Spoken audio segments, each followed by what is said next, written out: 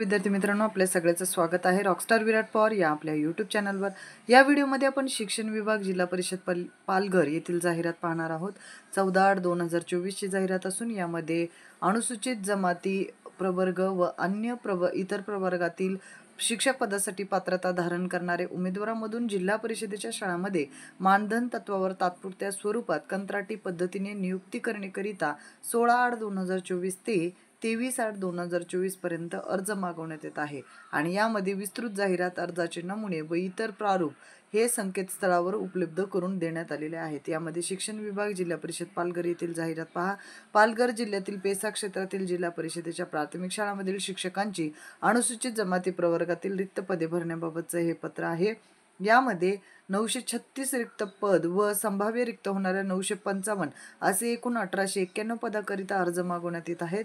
या पदासाठी जाहिरातीमध्ये नमूद केल्याप्रमाणे इच्छुक उमेदवारांचे अर्ज जे आहेत दिनांक 23/8/2024 पर्यंत शिक्षणाधिकारी यांच्याकडे टपालमध्ये आवक जावक तर्फे सादर करण्यात यावेत असं सांगितलंय। विस्तृत जाहिरात अर्जाचे नमुने सुद्धा इथे वेबसाईट दिली त्याच्यावर तुम्हाला मिळणार आहेत। यानंतर यामध्ये पेसा क्षेत्रातील भरती प्रक्रियेवर अनुसूचित जमाती व इतर प्रवर्गातील शैक्षणिक व व्यावसायिक पात्रता धारण करणाऱ्या उमेदवारांकरिता अटी व शर्ती दिल्यात, ज्यामध्ये मासिक मानधन 20,000 रुपये प्रतिमाह आहे। करारनामा स्वाक्षरित करणं गरजेचं आहे। यानंतर यामध्ये बंधपत्र म्हणजेच हमीपत्र सुद्धा लिहून घेतलं जाणार आहे। हमीपत्र 100 रुपये स्टॅम्प पेपरवर लिहून घेतलं जाणार आहे। कोणत्याही प्रकारचा गुन्हा व आरोप नसल्याचे प्रतिज्ञापत्र पण यामध्ये सादर करावं लागणार आहे। त्यानंतर जाहिरातीमध्ये नमूद करण्यात आलेली नियुक्ती नियमित पेसाक शिक्षक उपलब्ध होईपर्यंतच असणार आहे।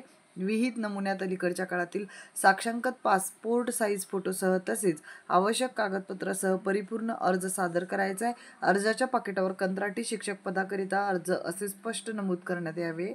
यामध्ये नियमित शिक्षक उपलब्ध झाल्यास कंत्राटी पद्धतीने शिक्षकपदी नियुक्ती देण्यात आलेल्या उमेदवारांची तत्काळ सेवा समाप्त करण्यात येणार आहे। त्यामध्ये आता इथे अर्ज कसा आहे त्याचे विनंती अर्ज पाहू शकता तुम्ही।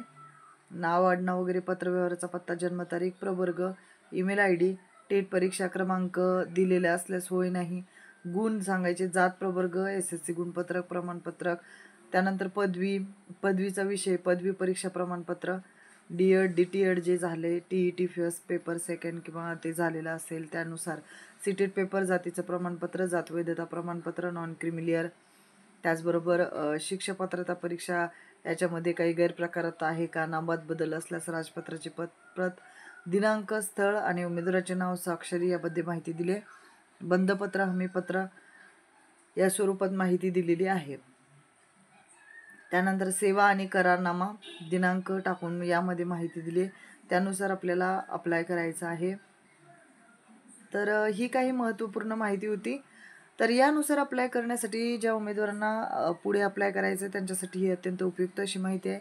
कृपया आपल्या अधिकाधिक विद्यार्थी मित्रांना ही माहिती नक्की शेअर करा। या व्यतिरिक्त काही अडचणी असतील तर कमेंट बॉक्समध्ये नक्की शेअर करा। धन्यवाद।